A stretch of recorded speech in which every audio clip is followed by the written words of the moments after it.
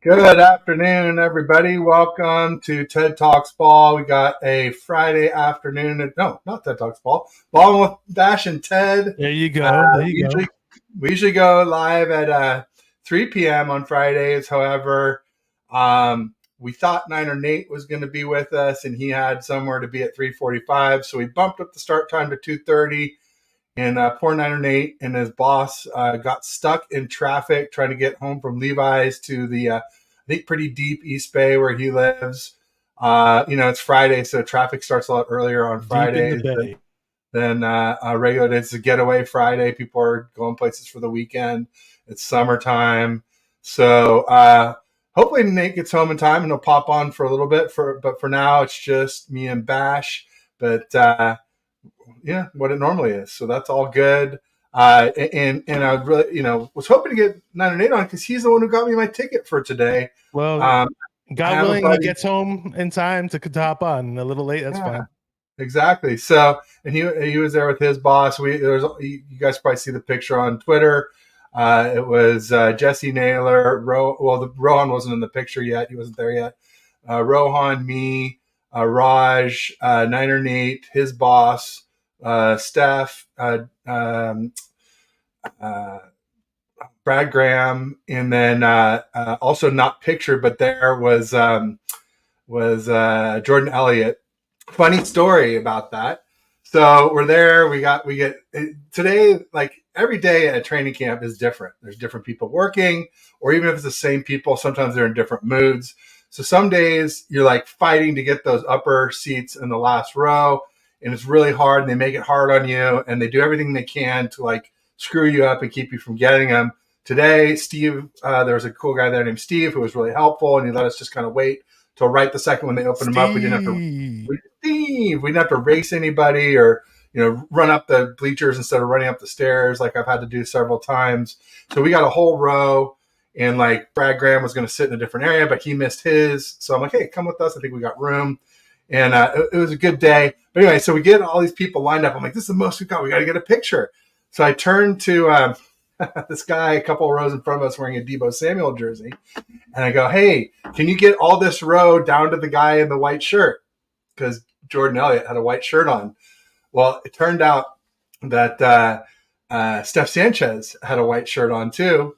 And, she's got kind of a short haircut. And so I think that's what he thought I meant when I said the guy in the white shirt. And so that's why the picture barely has Brad Graham in it and doesn't show Jordan Elliott. Kind of a funny story.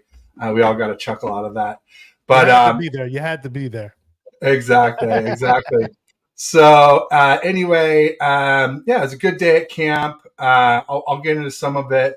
But first, real quick, just want to, we got Bash here. Let me make sure that I got your banner going. I don't have anything set up. But Bash, tell everybody, what you've got going on, anything you got coming up. Obviously you're at 49er Minded on Twitter, and I believe at 49er Minded on YouTube as well. It's all in the description of the show. Clue people in about you. This week this week I had a lot going on. I just next week I don't have anybody booked yet, but we'll definitely make it happen and get some people on there. Obviously, I do the gig with you usually on Fridays. Once in blue moon, it's on Thursday, but it's a lot of fun with you. And I think I might be doing the Bring the Heat podcast again on Tuesday because Mariah had to take some time off, and I'm not sure if we're going to be regrouping again next Tuesday, but we might. If we do, I'll let you know. Otherwise, I'll set up some other stuff for the other days. So it's a little kind of shaky what days my other show is going to be on, but just follow me on Twitter. At 49er Minded on Twitter, really easy to follow, or my Instagram, and you can always find out when my new shows are popping up. And I have a lot of returning guests, and it's always a lot of fun. And just the other day, we hit 1,000 subscribers. We had a really fun 1,000 subscribers show with Tyler Miller, who's a big known caller on 95.7 The Game, and he's putting out his own podcast. And it's always a lot of fun. I had Jess on yesterday from East Coast Red and Gold podcast. She's in the chat. She's awesome. Subscribe to her channel. She's amazing, and her podcast is amazing with all the awesome guests they have. They're great guests. So I see Panama Queen in the chat too. What's up, Panama? There we go. Yeah, I'm a little behind on the chat. I'll hop in here. Let me just go through all of them. So we got Jimmy Perez saying, "What's up, Faithful? How's everybody doing? What's up, Ted? What's up, Jimmy? Thanks for joining. Appreciate you being here. Got Bebop Jones coming to us from Bethlehem, PA. Bang Bang Nina Gang.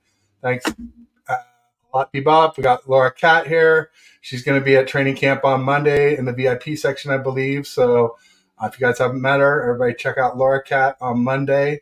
I'm still trying to get tickets to tomorrow and Monday, but even if I do, it'll probably be GA, which is a different entrance and different seats. So I don't think we could meet up, even if I do get tickets, sadly, unless somehow we met in the parking lot before or after. That might be the only way. Maybe if you talk to her bodyguard or security crew.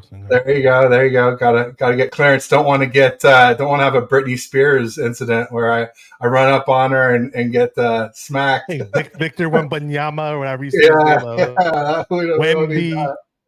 Wemby, that's right. She's liking the scruff. Yeah, I've been growing it out for training camp. If I can't get more tickets, it's coming off. I usually my scruff's always. I got like a 3-day thing going on, but it's always invisible for whatever reason. Nobody can only see unless they're in person. So I guess that's a good thing. My problem is like as it grows out, it starts to go gray, and I'm just like I'm a little too vain to be dealing with all that gray hair. So yeah, we gotta shout out 49er Tone. He's on my channel. We're running this on both channels, by the way. Just let people know if you're not subscribed to Ted, definitely subscribe to Ted Talks Ball. Then if you're not subscribed to me, you can always subscribe to me, and that's why there's 2 chats going on. But it's always fun. We always do this. I'll get down to Tone real quick. On show from the Shaw Show here. Yeah, I mean, also, if you're watching us, if you're on a PC, you can just open up another tab and you can watch both shows at once, get us both the views. Or even if you're on a phone, can't split your phone, but if you have a phone and a tablet, you can go 2 devices. So, if you guys can do that, that helps us out. But yeah, if you're on my channel, make sure you like and subscribe to 49er Minded. Same thing if you're on 49er Minded, head over to TED Talks Ball.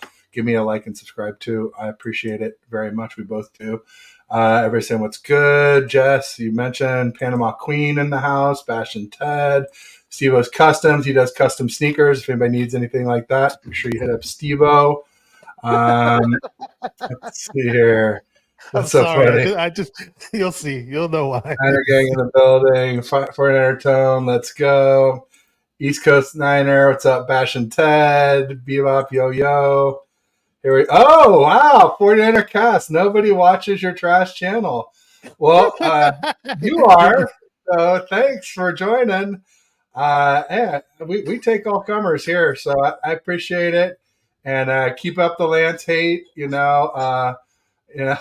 I can just tell you he won the day today. So even though he had like 3rd string weapons and 3rd string O-line, Lance was pretty good. And I was telling you before the show, like I saw some things that Raj was tweeting about Purdy and Lance and a couple other players, but for the most part, I stayed away. I had things to do, and I didn't read the stat lines, and so you're going to give me a lot of that info because you were there and you probably been following it more in depth today. Yeah. And it's a lot of the news I'm going to get is kind of going to be organic, so it should be more fun.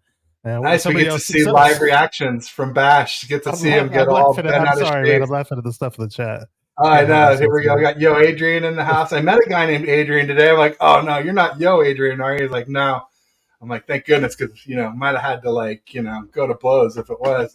But welcome to the show, Adrian. Even if you think it's trash, you guys have bad opinions. So hey, one man's trash is another man's treasure. Remember that. No doubt.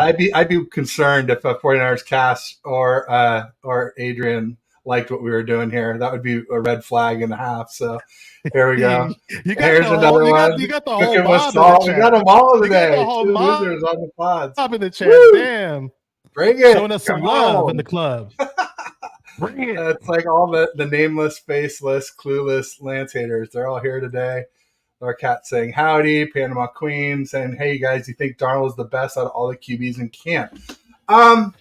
Darnold has been good. Darnold, he won on Sunday. He won yesterday. But Darnold also had the worst day of the week on Tuesday when Purdy won. And see, Lance is always either first or second. Lance is pushing the ball downfield. Lance has less to work with. Purdy today had some big issues. He underthrew 2 balls in a row. One of them, Kittle made a great contorting catch backwards, falling down backwards to catch as the defender kind of flew by him. it was kind of like some of the Jimmy G throws where you say like, oh, it's so bad that it turned out well. It turned out good. Examples of those would be like Debo in Detroit, where I underthrew Debo on the sideline. Debo came back and the defender kept going and he ran around and got a TD. Or like Sanders in New Orleans, where he underthrew it and the defender, like he pushed the defender off and ended up getting a TD. This time there was no TD because Kittle fell down to get it. But there's a couple of bad there, and there was one where like it was either a sack or a pick six that he threw. So Purdy did have a really nice move the ball session. He looked outstanding, maybe the best session he's had of all of the practices, where he hit Ayuk a couple times and Debo for a TD, and then Debo went down injured, and we were all just like, I hope Debo's okay. And Debo did end up, getting up and walking off, and then he actually ended up coming back and playing in a few series later. So Debo looks like he's all right, folks. No worries there. But yeah, so Purdy was really up and down today. He had one of his best sessions of the camp, but some bad stuff before that. Lance had a real nice throw deep over the middle to Jennings for about 20, 25 yards. He had another deep one, 15 to 20 yards to Ronnie Bell, two of the nicest throws of the day. Allen had a real nice throw over the middle, Brandon Allen. Darnold, here's the deal with Darnold today. He was like really consistent. He had a really high completion percentage, but there was just nothing wow. It was like a lot of, dink and dunk. We talked about, Ryan Hensley talked about dink and dunk for Purdy. I don't call Purdy that myself. But, Darnold was definitely dink and dunk today and has been a little bit. He hasn't had a ton of wow passes in camp. So, it's hard to judge everybody, especially when, like, Lance still hasn't played with CMC yet. Lance, some plays he'll have one good weapon. Most plays he has no good weapons and no good linemen protecting him. And so he's doing a hell of a job given that. And Purdy's improving, other than those bad sections today. Like if he hadn't had that move to ball section, this would have been his worst practice of camp, even the first one back where everybody admittedly rusty. So I've been saying, he's not back to himself. I'm still going to stick with that. Kyle confirmed it yesterday. People were asking me, oh, Ted, who's your source that, Purdy isn't back to himself? Ted, who's your source? I'm like, dude, I've been there 5 practices. Yesterday was 6. Today was 7. So I'm a source, and I was on with Ryan Hensley and Rob Guerrero yesterday, and Rob was like, how come you're the only one saying that, Ted? I'm like, basically, I think people want to be nice to Purdy, and they didn't want the Purdy hive to come stinging on them, come for their head with pitchforks and torches. And just a few hours later, Kyle was like, basically, yeah, he's not back, but we're not worried. Well, yeah, he's not back. And nobody expected him to be back to himself by yet, It was like when originally the time frame was like mid to late August being cleared to play. We're like, oh, we'll be ready for week 1. Now it's like, late July he's cleared to play. So, he almost certainly should be ready to play by week 1. But, but I'm not going to say it until I see it. So long-winded thing there. And sorry to go on so long. Oh, that's cool. Probably Man. catch up more on the chat too. But, yeah, I mean, you were there. I haven't been at any of the practices I was trying to go, but it was so hard to get tickets. And it's great to hear. I mean, and just by default, I did have, and you could call me a hater and say I'm a Lance supporter, I'm a Lance, whatever you want to call me.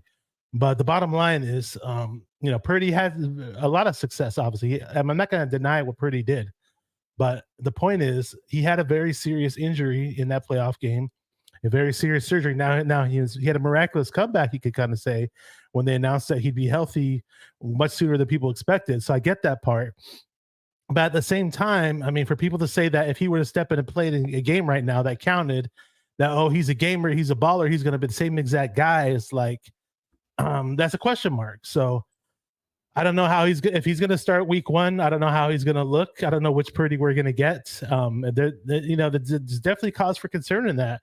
And a few days ago, people were saying that multiple people who were at camp were saying, in regards to who has a quick release, they were saying that Lance and Darnold and Lance, however you want to say it, had quicker releases than Purdy's had all camp. So, so he said we're terrible, huh? I don't know. I don't have anything against this 49er cat guy, and now he's cast guy. Now he's taking shots at me. I thought we were kind of cool. I guess not. I don't know. Well, and then Flav's here. Hey, Flav, you get to have a comment right without paying for it. Oh, it's your lucky day.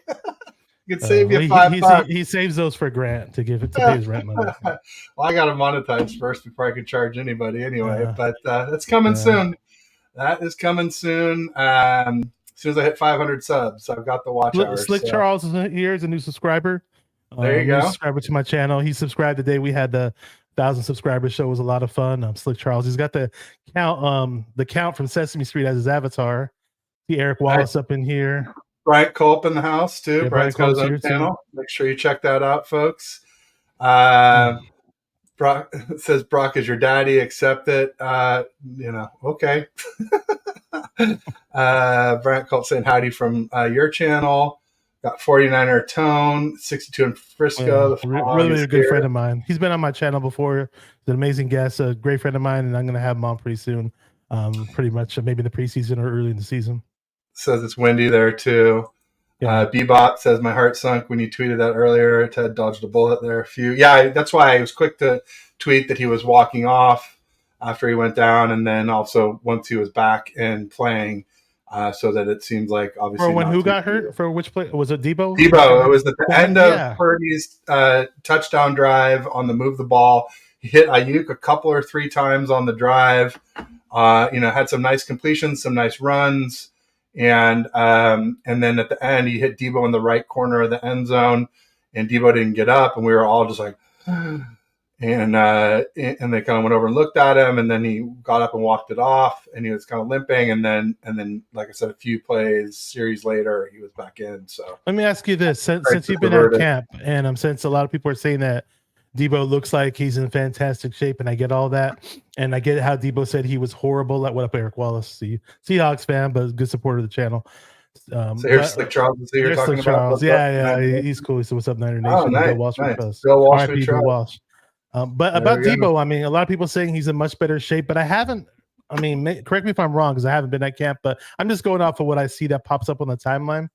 I haven't necessarily seen like things where people say like, "Oh wow, Debo made this amazing run after the catch play." One time I know Lance threw some short one at Debo and he ran up the field. I'm not sure how far he got, but I'm not hearing like amazing things about Debo at camp so far. And I know Debo gets explosive, huge yak type plays in games, but have there been times in camp where you thought Debo looked more explosive or looks pretty good or passes? He does. It's just hard to tell if it's a broken tackle or, in camp, they just don't really give it their full force. They're not, especially with the stars, not tackling. But there was one today where he kind of was running away from everybody and he just pulled up because there was no point in running it into the end zone. So he just, stopped short. But I think it would have, some of them might have been tackles before. It's hard to tell. But that's the thing with camp is tackles and sacks are really subjective. But yeah, Debo's looked pretty good. Just Ayuk has just looked incredible.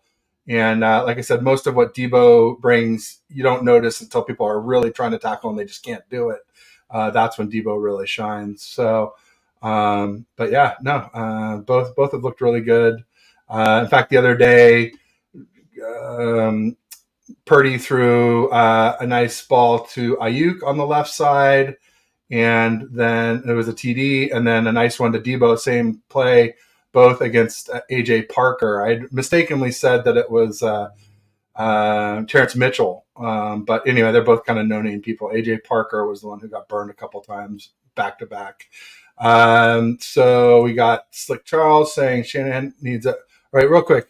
I was on this. Purdy said a pretty accomplished success last season, but does not prove to be a franchise QB, nor does it solidify him as the best QB on the team. He still has a lot to prove. I think he kind of proved it last season enough to start week one if he hadn't been injured. Or if right now he looked like 2022, but he doesn't. He hasn't. I'm not saying he won't. I'm hoping he does. I'm hoping it happens soon. But until he looks like last season, I don't think we should be just saying he's the starting QB. I think it should be a competition. And so far it hasn't been. They have, done everything they can to prop Purdy up, and they're really not doing anything to make it a fair fight with Lance or Darnold, who have been basically better. Purdy, as of yesterday, kind of was catching up. But, overall, Lance and Darnold have been better than Purdy, even without having access to all the great weapons. And people say, oh, well, Purdy's going up in the number one D. But but he's not. He's going up against Ambry Thomas, as I mentioned, this AJ Parker guy at corner. Yeah. These guys are closer to off the team than first team. So. I heard Ayuk was just abusing Ambry Thomas like left and right. Like Ambry finally had a PBU today. I think it was against Kittle. So Ambry struck back finally today, but I mean, it's like the first time he's had a good play all camp. And not that I was expecting big things out of Ambry Thomas, but just there was a glimmer of hope that maybe Steve Wilkes could get him right, since he's a big secondary guy, and at points in times in Ambry Thomas's rookie year he was actually looking pretty good, but it seems like ever since he took that step backwards he's never been the same for whatever reason. No doubt. Slick Charles says Shanahan is a Custer. He needs to start Trey. I don't know if Custer is the word he's looking. Maybe I don't know what he means by Custer. Custard. General Custard. General Custer. I don't know. We'll find a coach. I don't know. We'll see. Steve-O says, I'm just ready for week 1. You think the quarterbacks by committee is coming? Not so far. So far, they're just handing it to Purdy. So, anybody who wants a QB competition, it hasn't happened yet. No, I don't think there's going to be any competition. I mean, I think it literally is going to come down to the only way Lance plays is if whatever reason, God forbid anybody gets hurt, but an injury or just somebody just stinks it up. I mean, it looks like the coaches have made their minds.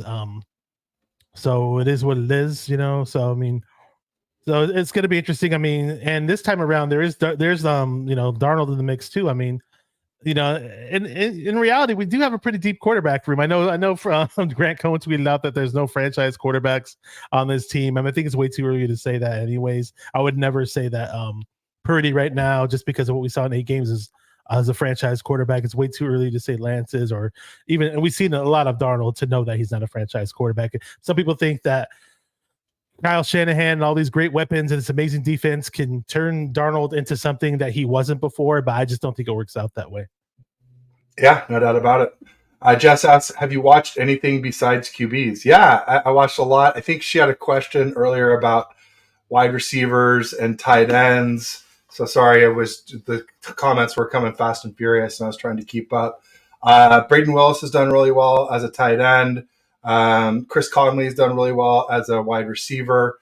Danny Gray is doing pretty well. Ronnie Bell's doing pretty well. Ayuk is just crazy. I mean, I think he's got like 28 catches in 7 practices or 8 practices, because there was one that was not open to the public.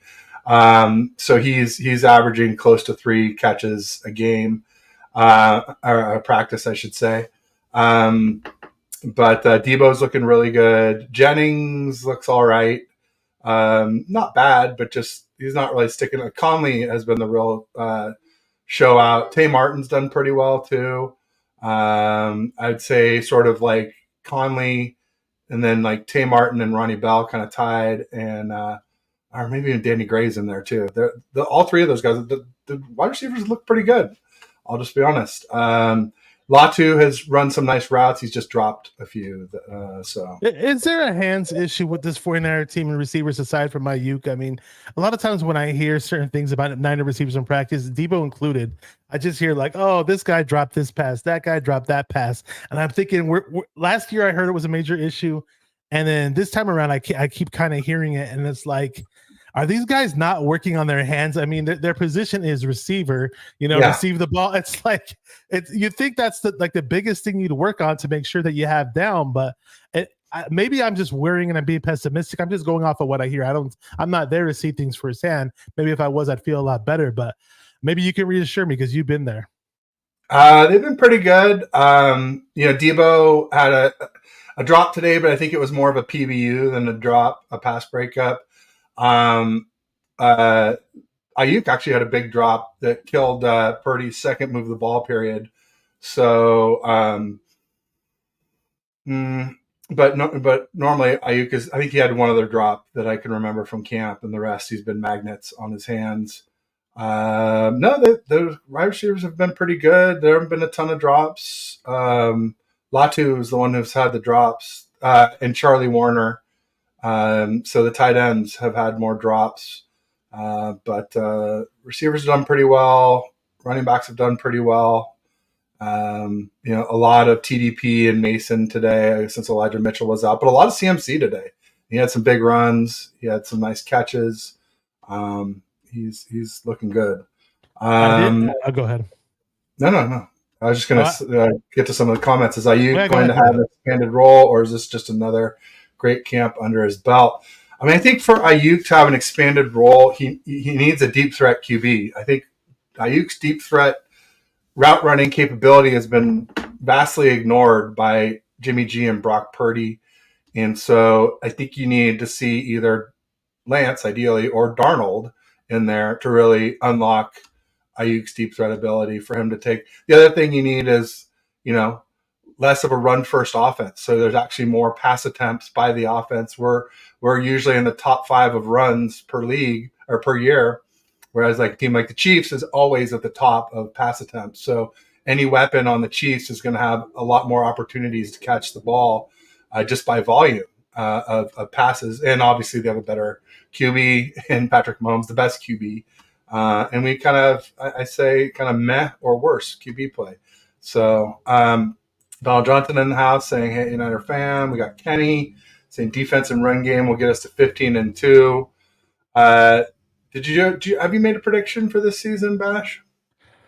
I did. I very much did. So, I mean, early on, I was saying maybe 13-4, but I'm a bit uncertain now because of the whole thing with the rest days.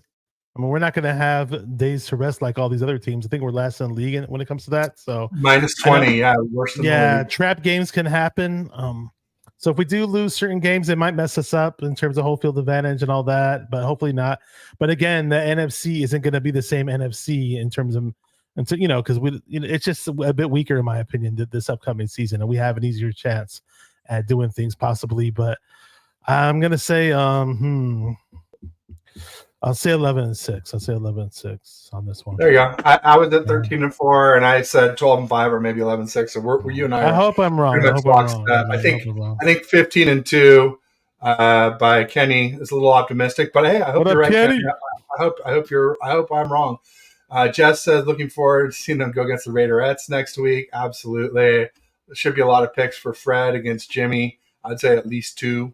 I am worried about Max Crosby a bit though in those scrimmages though. He's good.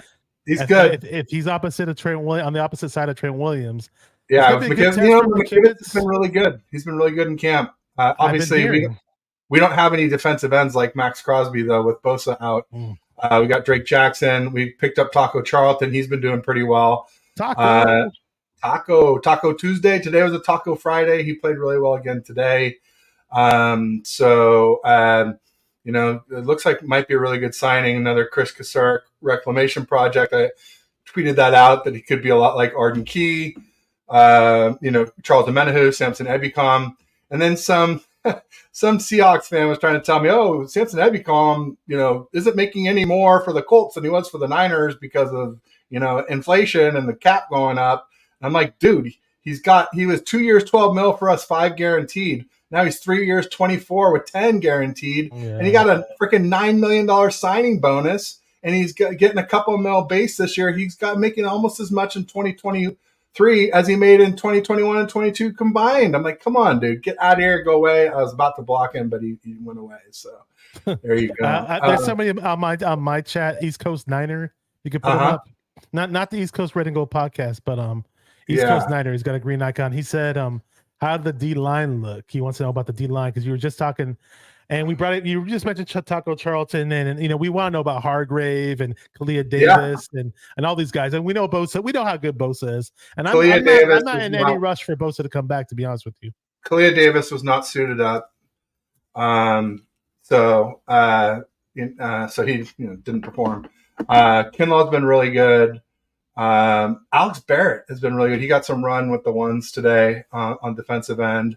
And it's just really surprising because he's been a perennial practice squad guy. So Kinlaw's been good. Armstead's been good. Yeah, Hargrave's been good. But I think Kinlaw's been the best so far. I didn't see a lot of him today, but every other day is like if Ayuk's been the star of camp, period. And obviously then the star for the offense. Kinlaw's sort of been the star for the defense. Hafanga's been really good, although he did on one of those underthrown passes. The second one, first one went to Kittle. He did the contorting catch to make the catch. The second one was a PBU, but really it was a dropped interception by Huff. But Huff's been great. Fred Warner's been great. The only thing with Fred and Dre is, they've been tackling running backs a lot, and especially they were tackling Elijah Mitchell a lot, and now he's got this abductor strain, and I'm just like, gee, maybe that's from tackling him so much. And then a fight broke out because of it. There was a big brawl the other day, and so I'm a little unhappy with Fred and Dre for doing that. As much as I know that Elijah Mitchell is injury prone, why are we contributing to that? And Fred got into fights last offseason with Ayuk because Ayuk stood up to him and basically he was bullying offensive players. They were trash talking, and Ayuk stood up to him. And I think this year it was Tay Martin maybe or Jennings or both that stood up to, I think it was Quantrez Knight who was kind of starting it. But, the bottom line is a little unhappy with Fred. And they even did it to CMC. They did it to Mitchell. Then they tackled CMC, and CMC didn't start a fight. But he got up, and CMC had some words with, I believe it was Dre Greenlaw, who put a hard hit and put him down to the ground when you're not supposed to tackle them fully. You're just supposed to kind of hold them, stop them, and just, hold them up gently so that no one gets injured. You know what? I'd be perfectly fine if Shanahan said, from here on out, Elijah Mitchell is going to sit his ass out the whole training camp and preseason and just wait till the regular season. We all know he's good. I mean, he's not CMC, but we all know he's really, really good. Why waste his, why waste it and risk injury? Yeah. Donald Johnson, I agree 100%. Donald Johnson says, I heard Lance look good, so he's working on short passing. Yes. Lance has had some of the best throws. Those trolls in the chat might get mad when we talk about Lance. So. He's had some of the best throws of camp. He's been very consistent, but he even missed a short throw today in the dirt to TDP. So it's still an issue, but we were all sitting there, all the content creators, and we're like, oh boy, you know what Lombardi's going to say, and Mike Silver, that you can't sustain drives when you do that. Well, that was during Move the Ball, and Lance did sustain the drive, and he drove on down with all these third string weapons and third string O-line, and drove down, and then it was second down near the goal line, and they killed the drill. And it's just like, oh yeah, they really do not want Lance to score a TD here, because usually you move the ball until you're until you either get a touchdown or a stop. And they didn't do that. Part of it is they ran out of time, but part of it is they made Lance wait like half an hour before his freaking rep. So he came in cold. He still did really well. So yeah, Lance has been doing really well. He's my number one QB right now. Darnold number 2. Purdy's been climbing, but he kind of took some steps back today. While he had a great session and moved the ball, these 2 underthrown balls that was contorting catch by Kittle and a PBU drop pick, but he also had a pick 6 that maybe was called back because it was a sack, which, either way, not really the greatest thing. I mean, sometimes the sacks happen where, you're put your back foot in the ground and the guy's there. That's not the QB's fault. But if you have some time and you take a sack, because it took some time, and then you take the sack, and then why throw it away at that point? Like you got sacked, but they don't stop the play, and so he threw it, and it was a pick 6 to Gibson, I believe. So great at how you want. I mean, I'm calling it kind of both ways: a sack and a pick 6. Because Rob Stats to be fair, because these things are very subjective. People, you see like Grant say pick 6, you see Jack Hammer said interception, and also Lombardi had to say interception because he's counting so many of these completions after sacks that he had to count the interception. But neither Lombardi or Hammer called it a pick 6, which it was. So, it's just interesting to see how everybody who threw the pick 6 differently. Purdy. Oh, Purdy. Okay. Yeah. And then while we're talking about Mike Silver, and all the other haters, I saw him on the sidelines. So I was like, hey, there's Mike Silver. I'm like, hey, I'm going to go say hi. Like, what? You're really going to go say hi to him? And I'm like, yeah. I walked down. You? I'm like, what? He blocked me. Yeah. So I walked down. I'm like, hey, Mike. I go, Mike, I'm a big fan. And he came over and shook my hand. I'm like, yeah, I'm Ted H6. And he's like, and I go, yeah, you blocked me on Twitter. And he's like, well, you were liking tweets that insinuated that I was, wasn't a good journalist. So I'm like, okay, well, if you give me a second chance, I promise I'll be on better behavior. She's like, all right, I'll do it right now. What's your handle? I'm like, Biggie, 1086. give me He one literally more unblocked me chance. right there on the spot. Oh, and wow. I came back up, and everybody's just like, oh, I can't believe you did that. I'm like, hey, these are all just people, like we put these people on pedestals. And I'm like, I've dealt with people much more powerful than Mike Silver or any of the people that cover the Niners. Let's be honest. Like I grew up around powerful people. And so I know they're just people. You just talk to them. You don't kowtow. You just be like, hey, like I said, please unblock me. And he did. And so I got to give him some credit there. I've been calling him tarnished silver. I'm going to have to stop doing that at least for a while. So. Oh my gosh. I want to get to this thing about, okay. So Rob Guerrero, Yeah. that is, was on Spaces. I was on there with him, and they brought up the whole thing. Like it kind of seems like anytime Trey Lance, because I've been hearing, okay, Lance looks a lot better on his short passing game, and then some people are like, no, look, he missed this easy one to Debo, and then they'll act like it's the world's biggest catastrophe when he went 4 for 6. Like, so if you're going 4 for 6, those are pretty good numbers. Sure, he may have missed a gimme, but what I want to say is this. So I'm assuming he's doing better overall in terms of short passing game. You said it, and some other people are saying it, but is it true that the ones that Lance is completing is he pushing the ball down the field more in general? Because that's what Rob Guerrero said. He said, who cares if he misses a little dump off here or there or whatever, when the passes he is completing, or the passes he's completing are way more out. And he's crushing the deep outs. This is another thing I don't get. Go ahead. There's the one the other day where he hits this laser 15-yard deep out right, and I'm just like, Purdy does not have that club in his bag. I turned to everybody we were with there. I'm like, Purdy does not have that club in his bag. I'll tell you who else doesn't. Brandon Allen doesn't. Darnold might be able to make that pass, but Lance is the one who's been mastering it. And he did it again today. He had the deep left shot for 25 yards to Jennings, and he had a nice one over the middle, 20 yards to Ronnie Bell today as well. So, yeah, Lance is making tougher throws. Real quick, I just wanted to highlight, somebody was saying that Bash is something nice about you, Bash. Bash is the cream of the crop. He just said that because of my Macho Man intro, where Macho Man says, but you are the cream. The cream always rises to the top, and that's what Bash is doing. So, I don't know.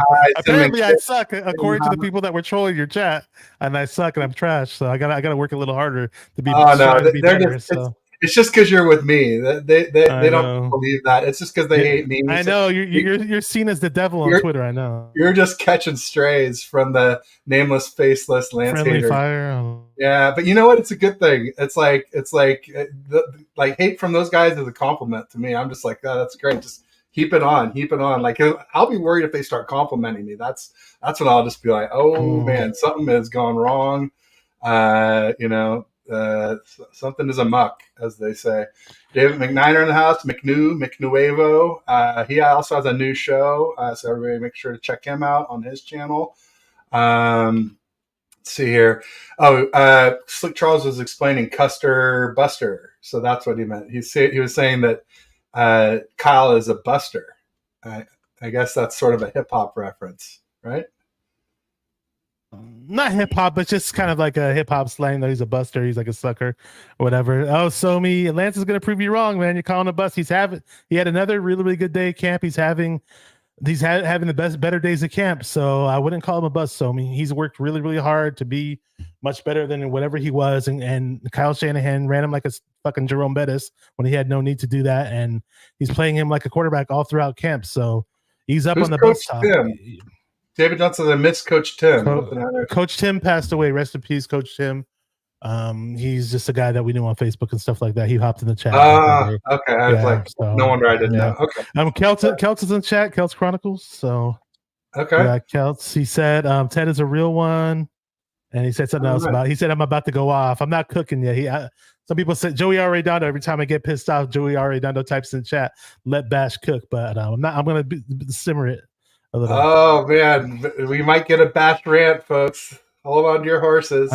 So means I'm poking the bears, so I might have to cook pretty soon. So say random because he can't QB. He really didn't give him a chance. They said they were gonna develop Lance even if it cost us wins, and they just didn't do it. They just said, well, we need to for him to run to win it. So it's just a big lie, all the things that we're hearing regarding that. Richard saying, what's up, Yee? Lance needs to play more. Definitely would have been further along. Well, remember Shanahan's stupid excuse, though? Somi Mara. I don't even know Somi. I know him. Okay. Remember Shanahan's stupid excuse, though? He's like, oh, well, have you been watching the league? Josh Allen runs all the time. What's his name? Jalen Hurts runs all the time. He just went through this whole list about Lamar Jackson, all these guys who run all the time. But my thing is, it's like, if you give up so many picks to get a player, you have to be really, really smart with that investment. Yeah, sure. Other teams run up the gut and run up the ass all the fucking time with their fucking quarterbacks. Look, it's not going to last long. Pretty soon, Jalen Hurts and Josh Allen and these great players, I hate to say it, but pretty soon they're going to fucking crumble too, because it's only a matter of time. It's only physics. I mean, it's bound to happen. So it happened to us early on a fluke fucking play. I was at the fucking game and it pissed me the fuck off. And I'm going to defend this fucker because he works really fucking hard. He works really, really fucking hard, and he has talent. He has, on paper, he's intelligent, and in person, when he talks to fucking coaches and whatever, they said they were enamored by his intelligence. He's a good guy. You guys want to slash him and bash him and talk shit about him? Go ahead, be my guest. Be the evil little devils that you fucking are. He's gonna bounce back and say, "Fuck you, I'm really fucking good." If he doesn't do it on the Niners because he doesn't get a fucking opportunity, then he'll do it on another team and he'll rape us when we fucking play him. He'll make Kyle Shanahan look like a piece of shit. Then we won't win a fucking Super Bowl because Shanahan just did the biggest fucking blunder in 49ers history. So if that's what you want, you're gonna fucking get it. So fuck you guys. Boom. Beep beep beep beep beep. Bash rant. I love it. So good. You can't. Those are the best for sure. And I'm totally with you, Bash, 100%. I might use a few less curse words, but then it wouldn't be as fun. So I love it. Let's see here. Silly Fungi had an obligatory dad joke. What did the left eye say to the right eye? Between us, something smells. Oh, wah, wah, wah. Kenny says, if Bosa's brother's in the top 5, I'd rather Bosa train with his brother. It's obvious the family wants to be the best. Yeah, I mean, there's some talk out there. I think Larry Krueger said that he thinks the Bosa deal is already in place, and they're just waiting to bring him in because they don't want him to get hurt in camp. There's a lot of people trying to prove things in camp, and, it might not, Bosa's obviously really good at keeping himself in shape. And so he definitely needs to put on the pads and do some hitting, but I don't think he needs to do weeks and weeks and months of it. A few weeks is probably all he needs to get into shape. Laura Cat says, damn, Bash, but that was from before the rant. Probably need to catch up. Let me just make sure. McNiner said, I know Taco Charlton, Taco Tuesday on purpose. Absolutely. That was too good. I definitely had to tweet that one out. 12-5 Eagles and 11-6 tied with Dallas. Yeah, I mean, I think Cowboys might be better than the Eagles just because they had so much less turnover. So did we. Also, we got Hargrave from them. I think that could be Charles Haley 2.0. I probably already mentioned that to you, Bash, right? I'm sorry. Did you repeat that? That Hargrave could be Charles Haley 2.0. When we lost Haley. Put Somi. They're pampering Purdy right now. Put Somi's chat up. They're coddling him.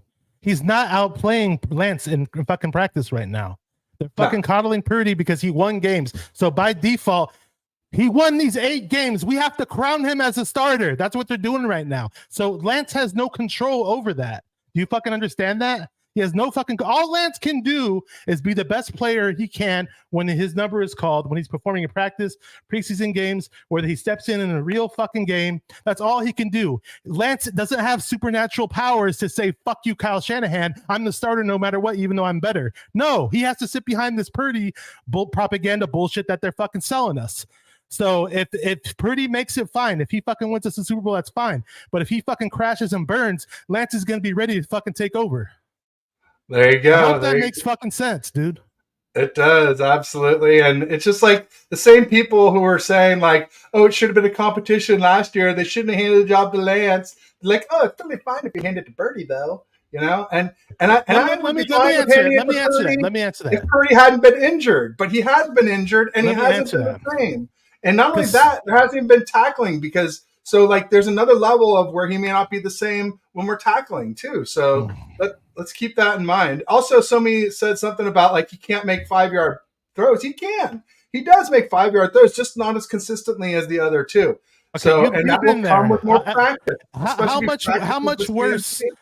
out of the fucking 4 quarterbacks you've seen? How much worse is his little short passing game compared to everybody else since you've been at the practices? You've been there. I haven't been there.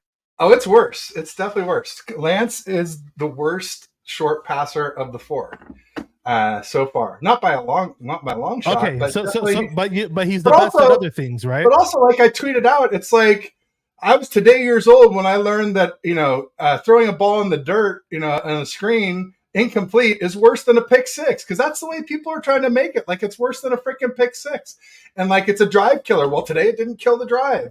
And in most days, if you come back and you can throw it 10, 15 yards, and look who's here. It's Beto saying Lance being traded. Only in your dreams, okay, Beto. So if Lance gets traded, correct me if I'm wrong, and I studied up on this.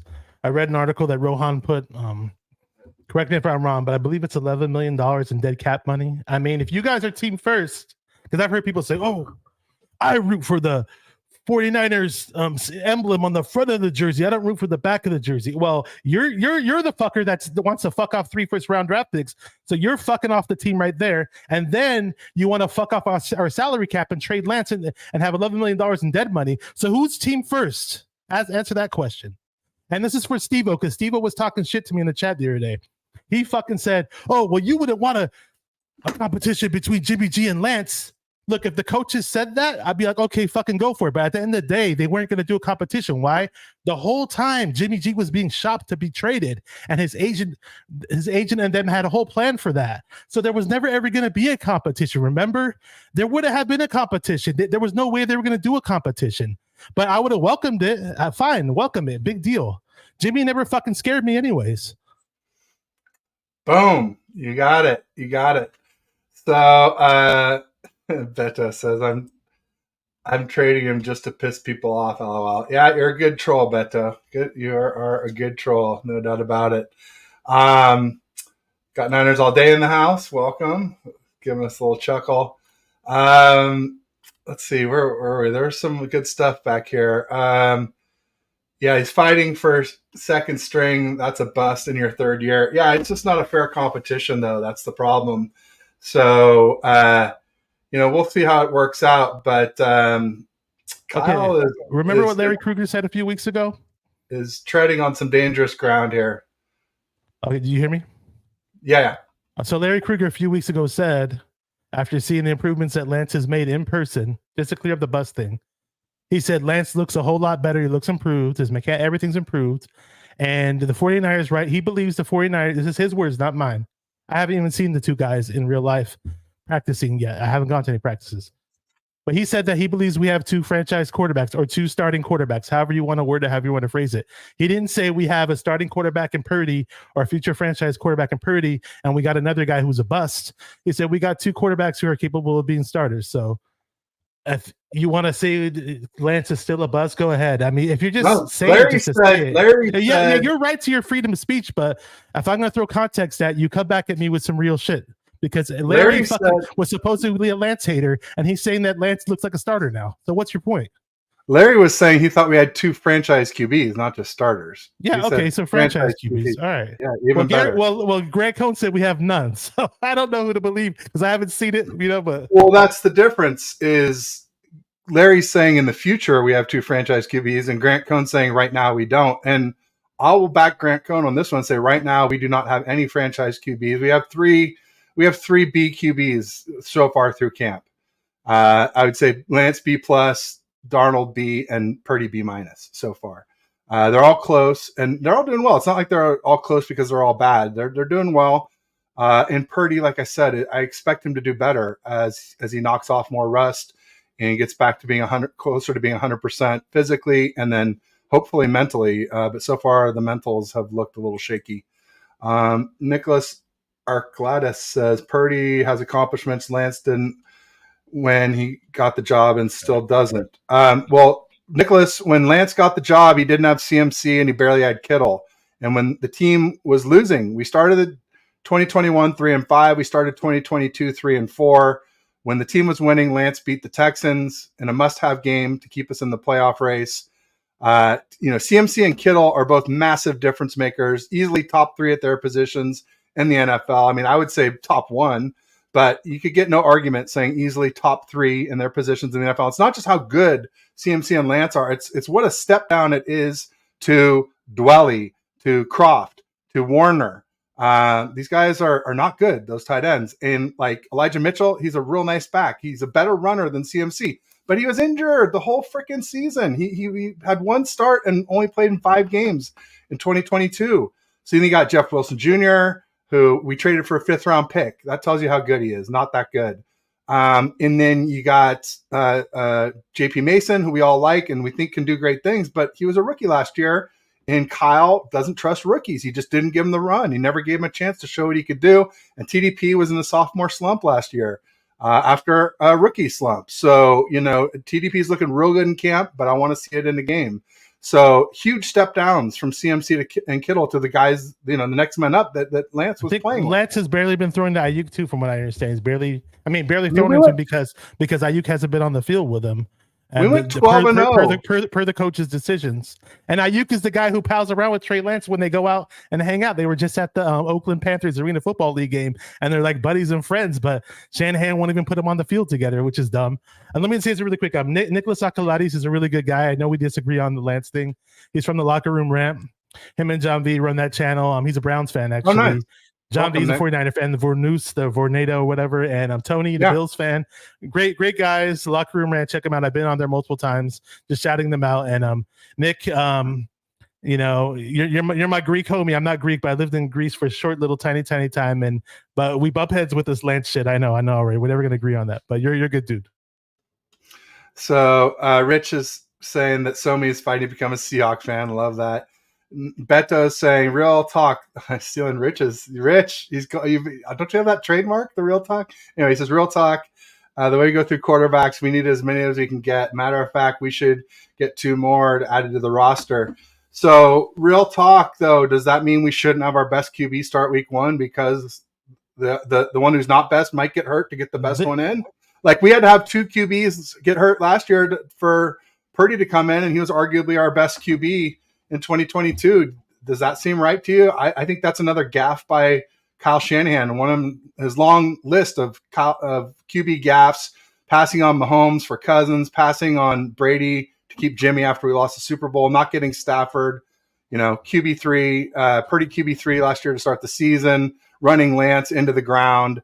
And somebody said Lance isn't a good runner. He's not good at like design QB power up the middle, but he's a damn good scrambler. And he scrambled for a TD in camp, and he had a 6-yard scramble today. All we need Lance to do is run when you have to, when the protection breaks down and all that.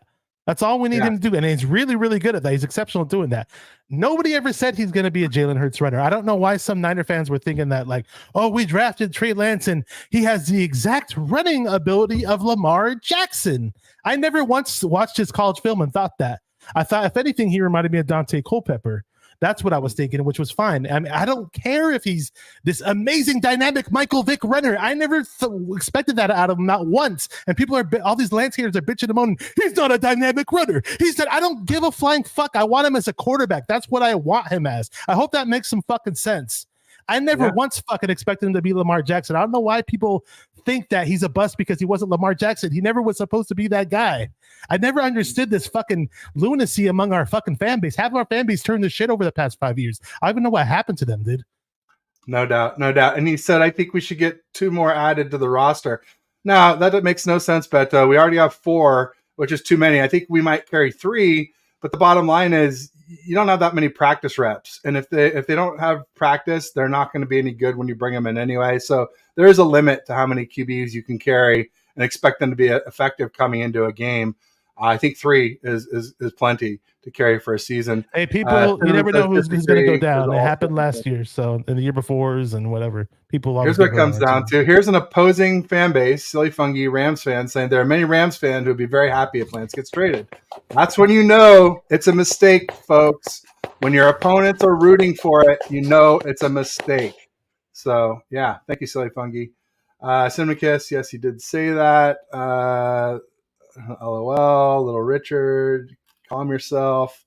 Uh, Bryant Culp, all these Jimmy sexuals still hating Lance. Yeah, that's a lot of it. Is Jimmy I don't fans get. Yeah, that are I know. butthurt that we were mean to Jimmy, and now they're just going to be mean to Lance. No matter what happens, they're just going to say it Well, was Jimmy's bad. on the Raiders now. Jimmy's on the Raiders Yeah, now. So. yeah, but that's not stopping them. They're still got their pennies in a twist over it. Truth be told, way to go through quarter. Oh wait, bring back Nick Mullins. Nick Mullins, he has not really proved that he's recovered from his UCL repair plus brace surgery. So, real talk, Trey Lance house looked better than last year. I'm truly excited to see how far. Oh, there you go. Thanks, Beto. I am too, and I hope it's a great competition between him and Purdy, and whoever wins pushes the other one to be their best. Iron sharpens iron. I want as many good QBs on this roster as possible, and I think we got 3, or at least 2.5. Purdy, Lance, and Darnold's been looking good in camp, but I need to see it in the game before I really believe. And here's a fun fact about Darnold, and I hear he's been looking pretty good in camp. But I talked to some people that were Jets fans online, and I know one Jets fan in real life, and it sounds like he's been pretty good in camp for quite some time in his career. So just saying, and even in his USC career, he threw a lot of interceptions. I'm just saying, I'd love to have if we keep 3 quarterbacks, if it's Lance, Purdy, and Darnold, I'd love to have Darnold's a third option. But I mean, I'm a little iffy about him if he's going to sit there and start like 5 games straight or start like, as many games straight as Purdy did last year, so to speak. But 1 or 2 games, if we really, really had to play Darnold, I mean, I'm not going to be too worried. Yeah, it's all good though. There you go. Somi says that Larry said the QB we faced on the Raiders was immobile. Stidham, he was pretty good against us. That's for sure. He definitely seemed like he was. I wouldn't say mobile, but he was not a statue either. So he got out. He got some good runs. This is my calm Somi. Who the heck would name their child Somi to each their own? Oh man, going after the names here, brutal. Larry also supports pig in a pickle. There you go. I've never eaten there, but actually, I'll just leave it at that. I'm not going to say anything more. What up, Bash from Nicholas? Beto plugging the best barbecue in Northern California. My favorite barbecue in Northern California is, there's a few, but I really like one in Sonoma called Cochon Volant. It's pretty good. I haven't been to too many amazing barbecue places. I'm not the biggest barbecue expert, and I haven't ventured enough into doing American barbecues in the backyard or anything like that. I don't have a smoker, but one of these days, maybe if I get lucky, I can buy a nice little smoker and try to do that. There you go. Beto says, to be honest, I'm sick and tired of all the quarterback at SH. You know what? Wins the position. Whoever wins the position will support. Whoever the backup is will have. We've forgotten the word faithful. Yeah, I mean, I support whoever is our QB on Sundays, but then the other 6 days of the week, it depends on how they did. That was what I said about Jimmy. And most of the time, those days, I was cursing him because he did poorly and held us back. Don Johnson, Bash, I think Kyle making tougher on Lance on purpose. It could be. It could be a test. What Kyle's doing. It could be a test. I've seen that happen where it happens sometimes where QBs don't get reps with the first team and they still win the QB1 job. But at some point, I think it would be smart to put Lance with the first team weapons against the first team D. Maybe he's waiting for Bosa to come back. I don't know. We'll see. When will Lance have reps with CMC? Your guess is as good as mine, but there have been 0 through 8 practices. 7 it's for sure the 7 I've been to, and I'm pretty sure the one that the reporters only were at, and that was what was reported. So, hate to bust your bubble. Half the first rounders are bust. We all know that. We know that. You're not busting any bubble. I've been watching football. Yeah, I mean that's fair to say. It's just he really hasn't had much of an opportunity. He was redshirted as a rookie and only played because Jimmy Glass couldn't stay healthy. And then he played in a monsoon with no CMC, no Kittle, and then Mitchell got hurt early in the game. The defense was awful, gave away huge penalties on every scoring drive, a busted coverage against Pettis. The O-line was poor, with all our interior offensive line making their first ever starts in the NFL. And Debo had a fumble that he lost inside the red zone. Those 3 to 7 points that we lost, Gibson dropped a pick. So Lance wasn't great, but he was better than Fields. He's had a higher passer rating than every QB he's faced. Hey, I'm sorry. I finally looked up Fields' passing. There's all these people on Twitter that are like, some of them are crying, we should have drafted Fields. Lance sucks. We should have drafted Fields. Fields is way better than Lance. Fields is way better than Lance. I was hearing all this bullshit, so I'm like, okay, I guess it's true. And I literally pulled up his stat line from last year. His stat line was not fucking good. I mean, it wasn't even remotely good. It was way worse than I thought it was. I'm like, this is the guy you're saying is way better than Lance. Had Lance played the whole season, he would have put up twice the numbers that fucking Fields put up. Like, yeah, Fields is faster. If you want to tie dynamic runner, Fields ran almost a fucking 4.3. I think he ran a 4.3. I don't know. He ran a crazy 40. He's fast and everything. 4.4, yeah. But to say that he's fucking way better than Lance is fucking asinine, dude. Nah, it is. Especially if you look at the next week against the Seahawks when Lance got injured, his offense had racked up 143 yards in less than a quarter.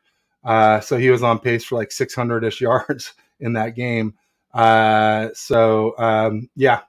Anyway, Somi says that's not accurate. Everything we say is accurate, Somi. So thanks. No, he's saying Lance isn't accurate. Somi has this belief that if somebody wasn't accurate, like say for example in their freshman year of college, that it never changes. They're never going to be accurate for the rest of their life. Somi, he changed the mechanics. Academies. They have all these quarterback academies and all these quarterback schools, dude. Somi, have you been at camp? Because I have, and Lance has been very accurate. In fact, he's been one of the most accurate, other than a few short misses like we've talked about. He's been the most accurate deep outs and deep center. He looks really good. So, you're speaking out of ignorance because you don't know unless you've been at camp, and I'm sure you haven't. Young could not run, but he was a great running quarterback. Steve Young wasn't accurate remember how accurate was Steve Young when he first came around on the Tampa Bay Buccaneers? You remember that? Yeah. Laura Cat says F-bombs. That was a Bash rant, folks. One and only. Actually, we've had 2, so maybe we'll get a third. No, we've had about five of them. I had about 5 rants today. Let's get it going. 5 rants today. I wasn't expecting to. I was in a really good mood before the show started, but if you're gonna say something, I have fucking ammo and comebacks for all this shit, and you can go look it up. It's all in black and white. It's all been documented. Bash says the best QB is Purdy, then Lance Darnold. That's Beto, not Bash. Oh, sorry, yeah. Hey, look who's in the chat. We got to say his name. We were talking about this pregame. Who's that?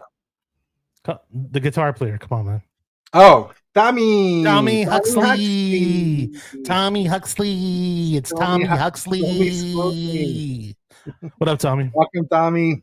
If you follow him on Instagram or his YouTube, you can check out his guitar riffs, and very, very talented. I always wish I could have played guitar. I play keyboards, but very, very talented musician. And I don't know what his music resume is, but he's probably played with some pretty talented musicians as well.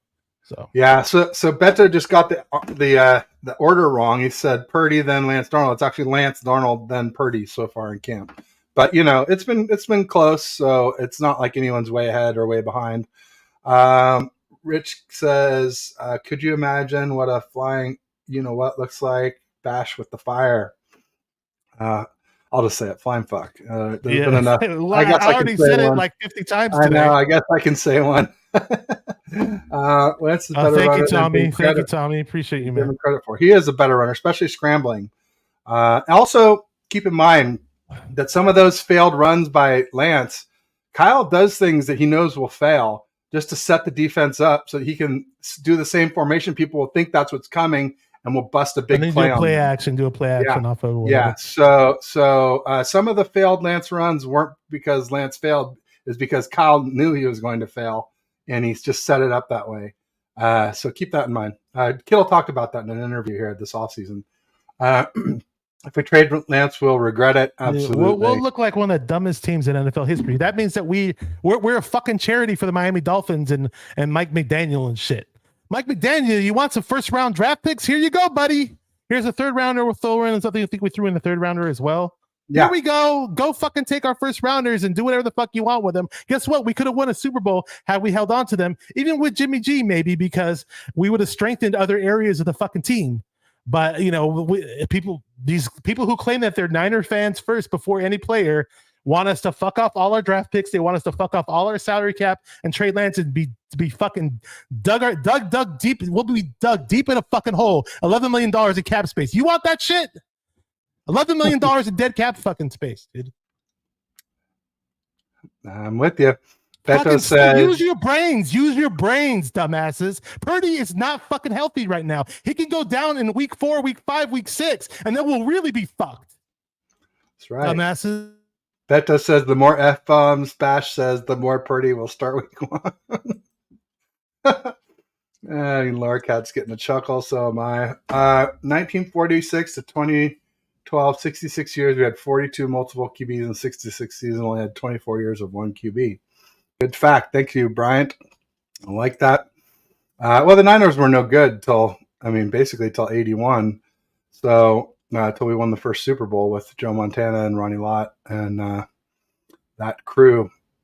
49ers in the best position since 94 to win a Super Bowl. I think so. I think we're in a great position. Like I said, I think that I think Hargrave is going to be Charles Haley 2.0. We took a great pass rusher from our biggest opponent from the last NFC Championship game. And they've had a lot of turnover on that Eagles team. They supposedly had a great draft, but, draft picks bust about 50% of the time. And of the 50% that make it, most don't make it in their rookie season. So if you're expecting a big impact from all those rookies, you're probably going to be sorely disappointed, Eagles fans. I want to ask you a question. Did you pop up Tommy's comment? I did earlier, but you had another one. Let's see. This with Purdy. No, he was congratulating me, so it's all good. Oh, if you missed it, it's all good. No, he said Ted, great point. He said Bash, congrats on 1,000. There you go. Thank you, Tommy. Big you wasn't there for the show, but I appreciate it, man. That's when you start getting ad revenue, assuming that you have the 4,000 watch hours. I don't. Well, they up the watch hours. So it used to be what?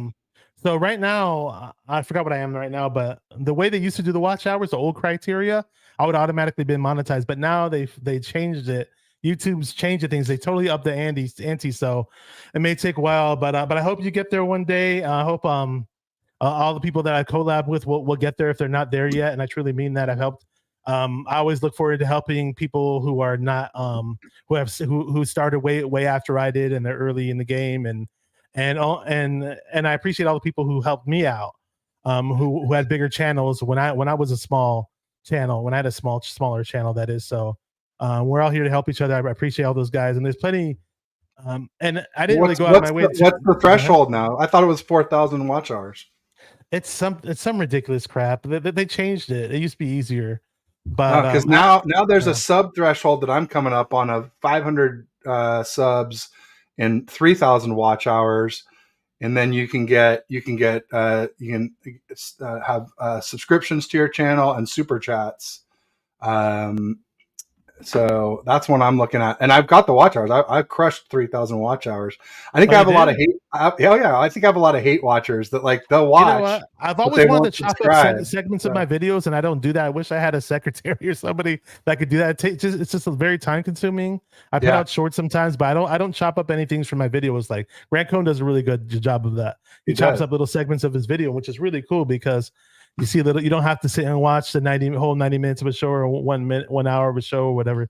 So better since YouTube made it easier now. I know, I thought they upped the watch hours. When I checked it, it's the original criteria. I thought it was way less watch hours. And originally it was 1,000 watch hours and 1,000 subs and 4,000 watch hours to monetize. But that was full monetization.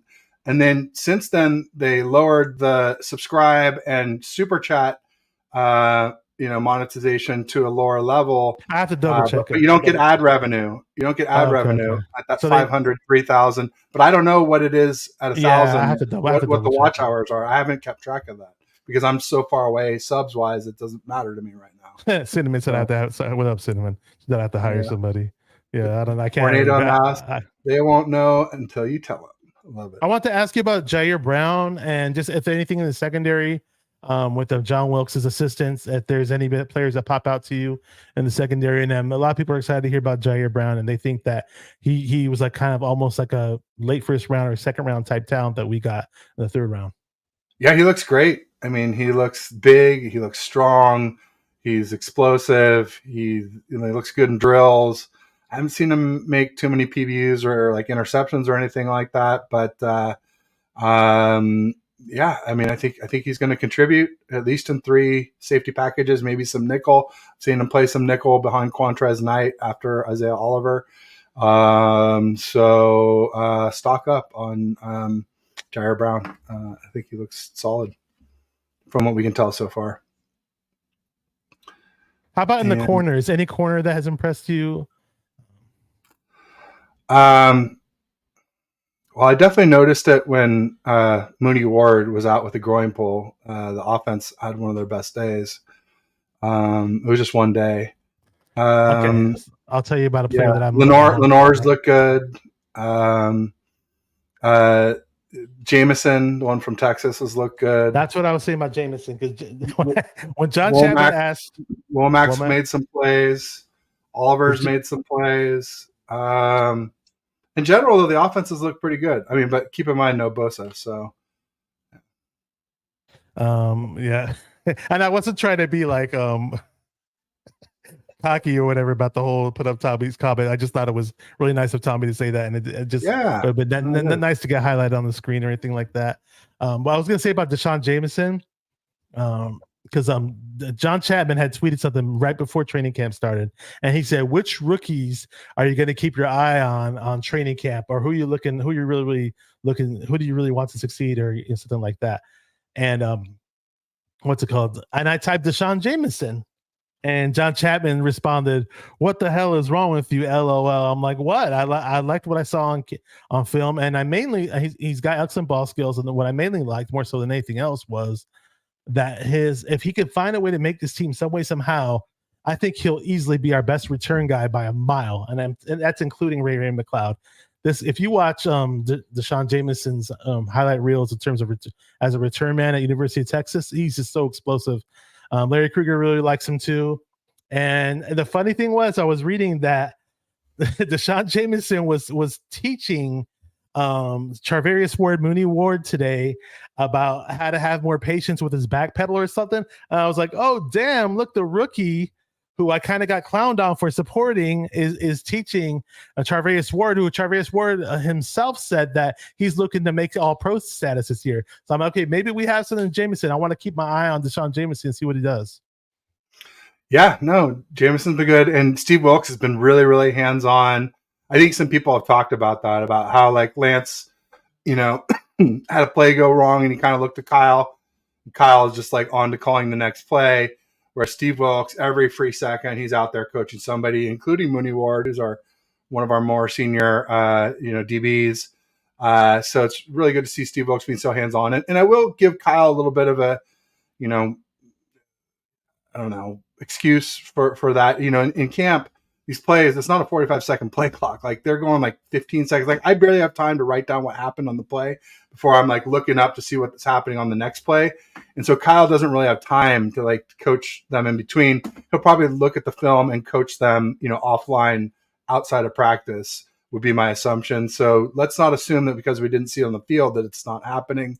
So anyway, that's just my little thing. But Steve Wilkes looks like he's doing a great job from everything I can tell.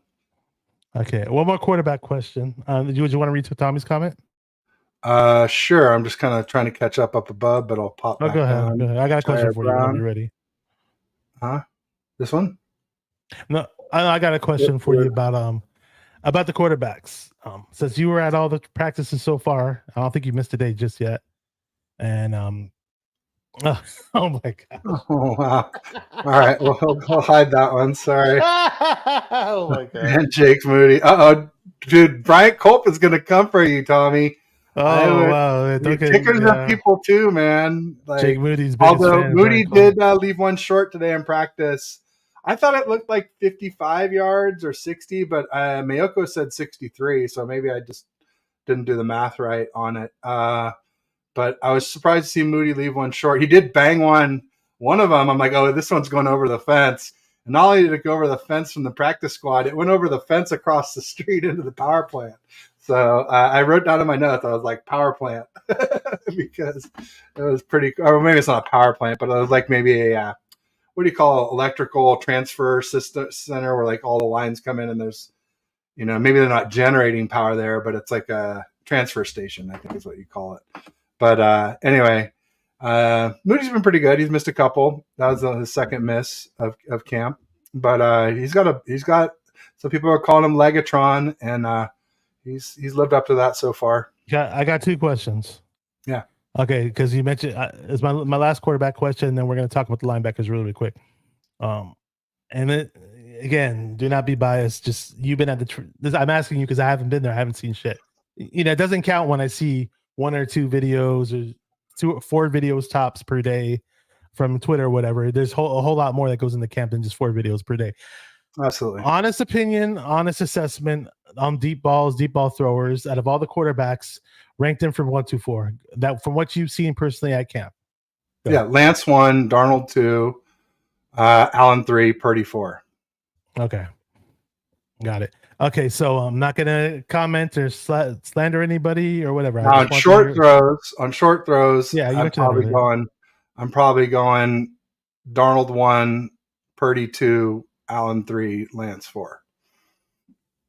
So, and my linebacker question is, since Aziz Shire is no longer with the team, I've been hearing Oren Burks, I've been hearing McCreary Ball, Jalen Graham, D Winters. Who do you like at that position?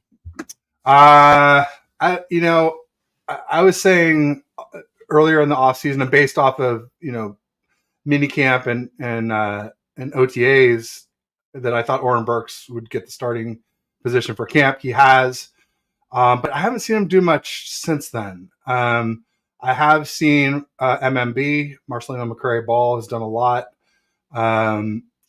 D Winters picked off Trey Lance yesterday. That was maybe Lance's first interception. Yeah, it was his only interception of camp. But I'll say this: D Winters was the pick that I was the most excited for. I was on Niners Sickness podcast with him and Jess during the draft. They let me jump on when the Niners made all the picks. I wasn't there for the whole draft when we weren't picking, but the D Winters pick was the pick that I was the most excited about. So I know it was off of Lance. I don't really care about that because it was his only interception so far early in training camp. He only threw 1 pick so far. But the fact that D Winters got it and made a play on the ball or whatever, I'm happy because I like D Winters as a prospect and I want him to succeed. I want him to do well. I don't know how far he is in his progress, but it's just definitely something to look out for. And Randy Daytona is in the chat. I see him. There he is. There you go, Randy. Serious question, no hate, just curious. Do you want to trade, throw any interceptions? The opponents that he faced, the teams he faced, did they produce any quality players? I don't even know what he's talking about. Do you know, Bash? I'm trying to get a grasp of this question. He's hitting us with the hard questions. So let me just let it sink in. No hate, just curious. Do you want to trade and throw any interceptions? I don't get that. What was yours, Bash? Let's just put that away for now. Maybe he'll re-ask it. Yeah, okay. What were you asking right before that? I don't even remember. Somi was questioning my qualifications, I think he's talking about me. He says, does this guy know what he's watching? What's his background? Has he ever coached? He's always doing that to everybody. He acts like he's Bill Walsh when it comes to this shit. Come on, Somi, you're just like us. Somi, I've been watching football like us. Probably before you were born. I've been a Niner fan since '76. Since Jim Plunkett was the quarterback. I watched all the Super Bowls live, went to all the parades. I played high school football, little quarterback, and some linebacker in high school, tight end before that when I was a little bit smaller, younger. So, no, I've never coached at any level, but I watch a lot of film. I watch every game at least once as it's being played, and then usually at least one more time afterwards, taking still shots, and then a lot of film from a lot of different people who critique film to make sure that I try to avoid bias. If any one of them's biased, I'm watching a bunch of them to try to eliminate that, essentially. So if you don't like it, though, feel free to tune out. We don't need you. I'll just say that. So if you don't like what you see, beat it. We got plenty of people that follow us. And I won't speak for Bash, but I know Somi. I know him, but he just does this thing where he questions people sometimes. So let him yeah, question whoever. yeah. I mean, come on, Somi, dude. I mean, people think because I'm a Lance fan that I won't be, that I'll be can't be objective or I'll be biased. But I had Darnold winning Sunday. I had Lance winning Monday. Purdy winning Tuesday. I had Darnold winning yesterday. Darnold winning yesterday, and Lance winning today. I'm definitely not picking Lance every day, but I'm picking him overall because even in the days he didn't win, he was usually second. Okay. And on the day that Darnold Darnold had a bad day where he was easily the worst, and none of the other guys have had that where they had a stinker. Okay. I get what Randy Daytona's question is now. I totally get it. If you want to pop it up, his revised version of the question, he's referring to the year that Lance had where he didn't throw interceptions, and he's asking, look, I don't follow the Division I AA teams all that well to know who the quality players he was up against. I will say this though, so far in camp, correct me if I'm wrong, you've been at camp. I'm just going off of stuff that Rohan Chakravarthi was putting out. Just multiple beat writers were all putting this out. It wasn't conflicting among beat writers either. These stat lines I was reading were consistent across the board from Jack Hammer, Larry Kruger, whoever. You want to say this guy's a Purdy lover and this guy's a Lance hater. Everybody was saying the same thing in this regard. Lance has turned the ball over less than all the other quarterbacks all throughout camp, albeit fumbled snaps, albeit interceptions, or whatever you want to call it. He has been taking care of the ball so far in camp. Hopefully, if he were to step in a game and play in a game, hopefully he takes care of the ball as well. So, yeah, in general, he doesn't put the ball in harm's way. He had the one to D. Winters the other day, but yeah, he's also pushing the ball a lot more, which is where you would think you would maybe see more interceptions as well. Rich says this season is already and will continue to be hella fun. Faithful, there is a way to make the noise and have fun with it. Flip the script on these fools and laugh in their faces. Yee! Love it. I think you know what I mean. Okay, there we go. Yeah, we know what you mean. That he had that. He was like 48 TDs and like one interception or one fumble in college, one turnover. I know it was. Tommy Huxley. The reason I want to see Gray and TDP, I like to see them in actual game, even if it's practice. Yeah, the TDP has been looking great. He's rocked up. He's gained about 20 pounds. We thought he was thinner or lighter, but it was actually just he's more muscular and got rid of some of the baby fat, maybe. Preseason. Do you notice TDP as being much more improved than what you saw in preseasons or the little we saw him in games? And does it look? Yeah. Is there? Yeah. And what improvement do you see? What improvement do you see? He looks decisive. He's running hard. He and Mason have both looked really good. Really, really good. So, yeah. Does Mason look more explosive? Because I know they said he leaned out and he dropped some weight. And he's supposedly way faster or more explosive looking. Do you see that for yourself? They both do. Both of them do. Both of them. Yeah. Okay. Mm-hmm. It looks like it's going to be a real battle between them for sure. I'm not sure what Don Vornis meant there. Preseason, okay, pre-C. Got it. Okay. Tell him, Ted, my head swelled up now, and then I bust out my hats and they become so I guess he said that I got a big head. I think he means from being cocky, but I definitely have a tall head, and that's why I don't wear hats. I've got a couple behind me I could model for you to show you why. It's like I could duck down here and they would still be covering the whole frame, and so it just looks really funny. You got to get the right size. People have told me I have a big head, and I get this proper size that fits me. And I think if you went to Lids or whatever store at the mall, or whatever hat specialty store, you can find the proper hat that suits you right. We got Brooks in the chat. We got official BNA Music 888. All right, let me scroll down. There we go. Teddy Shanahan. Brooks took the picture I took today of all the creators I was with for our training camp, and he pasted on the Shanahan coaching tree onto our faces. Last time he made me Sean McVay, and this time he made me Kyle. I was like, yeah, I'm Kyle this time. So good stuff. He said, Ted, I'm totally busting your nutsack. Pause.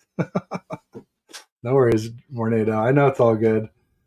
Hauling that gargantuan cranium about that. Yeah, it's I had to kind of grow into it when I was a freshman in high school. I was 6'1" and 155 pounds, and I just looked like a head on stilts. Now that I'm like 6'0", I dropped about an inch. I Shout shrunk out. a little. She said Three born. ten. My head kind of fits my body a little better now. You said Vornado. I want to say shout out to Vornus. I love saying his last name. Yeah, in college they called me Big Head Ted. So yeah, that's funny. Yeah, you should have a bobblehead. You don't seem like you have this gigantic head that can't fit hats. I don't know. I think you're buying the wrong size, bro. I'm telling you, man. I've tried them all. Fitted. I've tried it all. I'm not a hat guy. Even the one I wore today, the straw hat, looks a little funny on me. Straw hat Ted at the gonna get better at my mod duty. People are gonna get knocked out. My bad, Bash. I'm working and listening. Maybe they feel bad for Trey. I let my dad beat me in basketball all the time. No, they don't feel bad for Trey. This is professional, and everybody's got their job on the lines, and nobody's giving up anything. Purdy showing he's a backup. Hufanga dropped a floater from Purdy. That is true. That is definitely true. John, I understand that. Somi is Flav's cousin. Oh, you're kidding me. That explains it. He definitely seems like they're related. Randy says aloha. Donald Johnson, Trey Lance. There you go. So that's a lot of it from today. I mean, it was a good day at camp. It might be my last day at camp. I've been trying to get tickets for tomorrow, Saturday the 5th, and Monday the 7th, but it's tough sledding, and I'm not going to go pay $150 for a ticket. In fact, I looked today, I couldn't even find GA tickets for tomorrow. I saw standing room only, which I think is basically sitting room only in front of the bleachers, so you're not going to see much from there. So I don't know. We'll see what happens, but hopefully someone will take pity on me, offer me up. Bash is looking for tickets too. So I think I might be good actually on that one. I just got a message. I don't want to talk about it right now, but okay. Yeah, I hope you make it on Monday. I really, really hope you make it on Monday. That's all I gotta say. I really. Nice. I hope you do too, Bash. It'd be great. It would be great, no doubt. Okay, interesting. All right. Well, thanks for. I just was checking your private chats there, but seems like we've kind of lost a little steam here. Maybe time to. So we've been going for a while. Shoot, got an hour and a half. This is much longer. This has been fun. All right, so somebody just did me an amazing favor. God bless that person. Yes. They know who they are. I somehow miraculously am going to training camp on August 7th, Monday. I believe it's a Dwight Clark day of training camp. So thank you very much for 87. Yeah, I really, really, really, really, really appreciate it. Outstanding. Well, that is awesome. Yeah, I mean, I got 4 of my tickets from a code from my buddy who has season tickets, and I thought I'd be able to get all 9 days with that code. Not the case. Only got 4, and a couple content creators took pity on me, and one gave me Sunday and Monday, and the other one gave me today. And so thanks to Nate for today and John Chapman for Sunday and Monday. They really hooked me up, and I hope someone else will take pity on me for Monday so I can meet Bash in person. That'd be awesome. Maybe I'll just. I don't think Levi's is ready for us. So there's going to be too many. Is it GA or is it VIP? I don't know yet. I have to check, but all right. Maybe people will throw tomatoes at us and freaking 49er Cast and Flav and their goons will attack us and throw tomatoes at us because they think it's sacrilegious for us to support the guy who was on the team before Purdy and who the team invested the farm for, and they think it's a crime against humanity to do so when nobody was. All these geniuses were not talking about Purdy in training camp last year, but now all of a sudden he's the god of all quarterbacks, even though he's can't throw a deep ball at all in practice, has the slowest release out of all the quarterbacks, and he's not connecting on any deep balls, but they're putting all their stock in him. But okay, whatever. It's still early. There's still plenty of time for things to shake out. So I'm just holding out hope that Kyle comes to his senses, or Purdy lives up to the position that they've There's still time. There's still time for him to come back to normal. I'll say that. There's still time. No doubt about it. So, for now, though, it seems like they're just like, la, la, la, la, not going to listen, not going to pay attention to what's happening, because it's very clear that Purdy has not been the best QB yet. In fact, I'd say not even second best QB yet. That's my whole thing. It's like if he's not, then that means that they may have rushed him, or he might be perfectly fine, and he's just not going to be the same guy, and it was all fluke. It's going to be something. It's going to be something. It's going to be one of those. You'll see. Don't be surprised if he ends up being a fluke. It's happened. And I mentioned Nick Foles so many times. Jimmy G. Early in the offseason, when the offseason first started, let's be careful here. We all saw what happened with Nick Foles and other quarterbacks when they had success early on, and they weren't supposed, and these quarterbacks weren't really supposed to have success, but they hit a hot streak. And Purdy was blessed, amazing weapons, amazing defense, all of that. It just happens sometimes. You can call me a hater, call me an asshole, but I've seen this happen so many times in the history of the NFL. And sure, there have been quarterbacks who aren't flukes, and they do really, really well for the rest of their careers. But all I'm saying is, let's see what happens. Let's let it play out, and let's not anoint and crown the guy so damn early, please. No doubt about it. Well, everybody, thanks for tuning in. Thank you, Bash. Too bad Niner Nate got stuck in traffic, but maybe he'll pop on. I was going to ask you about that about half an hour ago. Where's Nate at? I haven't really honestly checked. He hasn't texted you? He hasn't texted you? I was waiting for him to hop on. I don't think I have that his sucks. mobile I felt really bad because I wanted to collab with Nate so bad. It's been so long since I've had him on here, or I've been on with him. Nate's awesome. No, he's a good guy, and we'll get him on here one of these days, or however it works out. But he said he wasn't gonna, I know he had something at 3:45 anyway, so if he didn't get home till 3:30 or whatever, then he was going to be heading out the door to that anyway. So these things happen, but I'm glad that we were already planning to do the show together and just add him in, and worked out well. Brooke says Purdy feels the most Tebow-esque because he can throw ugly picks in practice. We'll get the gamer tag. What if Trey has one? No. Purdy is not like Tebow. Tebow had an ugly ball. And Purdy throws nice balls, especially short over the middle and in the flats. It's just his deep balls have been lacking in camp. And, I'm never going to say he's a great deep ball thrower. He hasn't been. I don't expect him to be, but I think he'll get better than what we've seen, given some time between now and week one. I feel confident in that. So we'll see what happens. And also, starting week one could be kind of a booby prize. You got TJ Watt and Alex Highsmith coming off the edge against McKivitz every single play. And McKivitz has looked good in camp, but let me tell you, we don't have a TJ Watt. I mean, we do. We have Bosa, who's maybe. We have Bosa, but he's not out there yet. He's not out there. And Alex Highsmith just got the 10th richest edge contract in the NFL. So he had 14.5 sacks last season. Our best guy besides Bosa last year had 5. So keep that in mind, folks. Like, you got some monsters coming up against McKivitz week one. So whoever wins the job, like I said, it could be kind of a booby prize. It could be a Pyrrhic victory, as they say. We got to run the ball like crazy in that Steelers game. We got to be heavy on the run game. I'm worried about McKivitz. And we may not win. McKivitz is terrible, but TJ Watt's a beast, dude. We may need more than one QB, honestly, to be honest. That's a fraught with danger, if you will. Rich says, "Give Somi the link." he wants to see. You got to go though. You got to. No, I got to run. I got a call at. It's technically it's at 4. I can be as late as 4:10, but I definitely got to run. Stafford making 30. Jim Everett the Great. That's because the Rams' defense is trash. All they have is Aaron Donald. I hate to say it, but who was it? Our guys are going up against the number 1 D in the league. Plus we had Hargrave. Yeah.